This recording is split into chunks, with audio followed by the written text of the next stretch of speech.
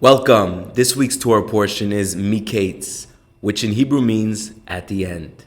It is found in chapter 41 of the book of Genesis. So Pharaoh has two very interesting dreams. The first dream is that there's 7 skinny cows that swallow 7 very fat cows. And the second dream, which is more, I guess, vegan, no, I'm kidding, is 7 very, very shriveled up grains of wheat that are swallowing 7 very fatty, juicy stalks with grains of wheat. And Pharaoh doesn't know what these dreams mean. Everyone he asks can't help him. So Pharaoh's royal butler says, "Wait a second, Pharaoh. I remember when I was in prison that there was a Jewish man who was in the prison and he was a dream teller. He was explaining my dreams and they came true." So Pharaoh says, "Bring me that Jewish boy." So they go to the prison and they take Joseph out of the prison and they bring him to Pharaoh's court. And he explains to Pharaoh that these dreams mean that there's going to be 7 years of great abundance of food and prosperity in the land of Egypt and in the world. But after that, there's going to be 7 years of grave famine. And Joseph suggests to Pharaoh that during the 7 years of the plenty, Egypt should grow a massive stockpile. And like this, in the 7 years of the starvation, of the hunger, everyone will come to Egypt to buy their food, to be able to make it through that period.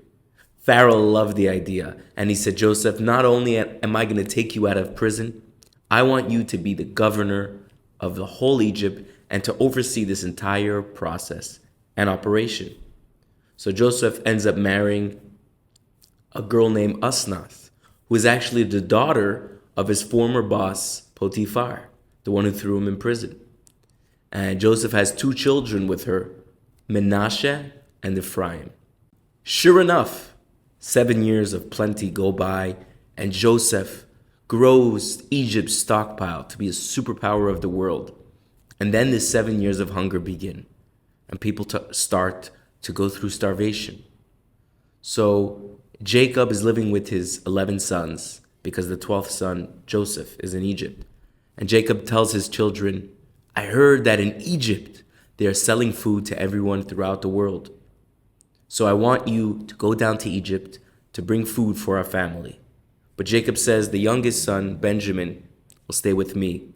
I already lost Joseph, who was the first son from his mother Rachel. I cannot afford to lose Benjamin."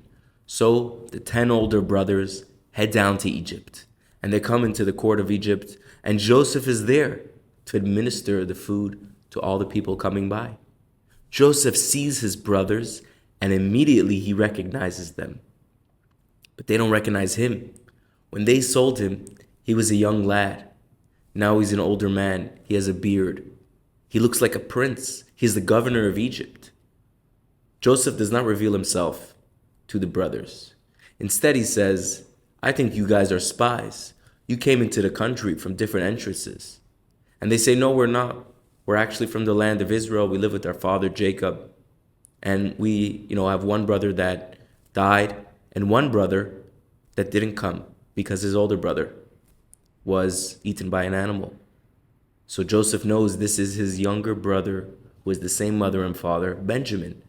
Joseph says, "To prove to me that you're not spies, I need you to go back and bring that brother, Benjamin, with you.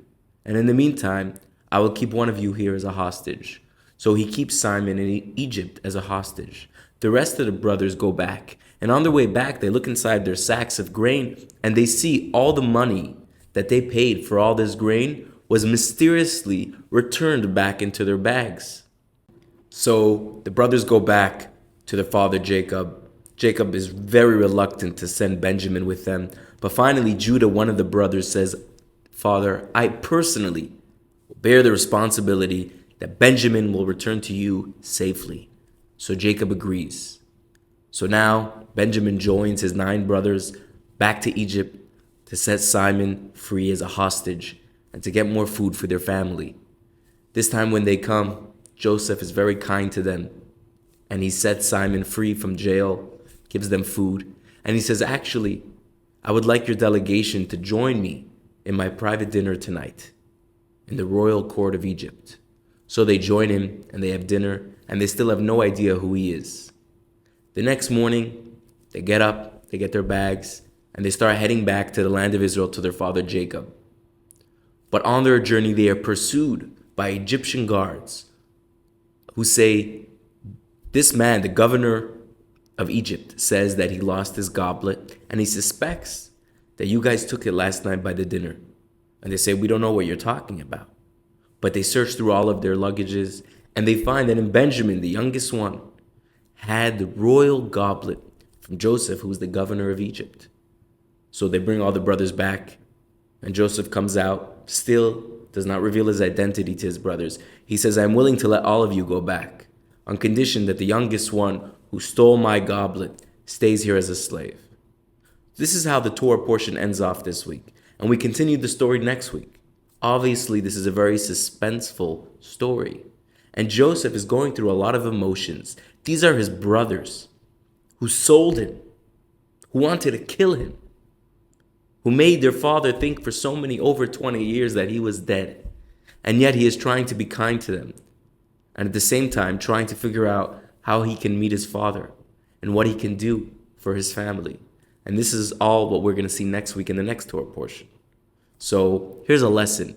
A lesson we can learn is no matter how ruthless someone has been to us, no matter how unfairly we feel we have been treated sometimes, two wrongs don't make a right. We should ask ourselves, what is the best way to respond? What is the best way forward in this situation? What is the best thing for me to do now? And this is such a beautiful lesson that we learn from Joseph in this week's Torah portion. To remember that just because you were treated unfairly, your reaction should not be based on that. Your reaction should be on what you believe is the best thing to do. So the next time you're faced with a dilemma and you want to have an outburst or a reaction based on how you were treated or how you feel, think to yourself, what would Joseph do in the toughest of times, facing his own brothers that wanted to kill him, that sold him as a slave? He held and restrained his emotions and said, I'm going to do for them what I feel is the best way forward and the best thing to heal our family, to unite our family, and not to further the divide. Thank you for watching and have a wonderful week. Shalom.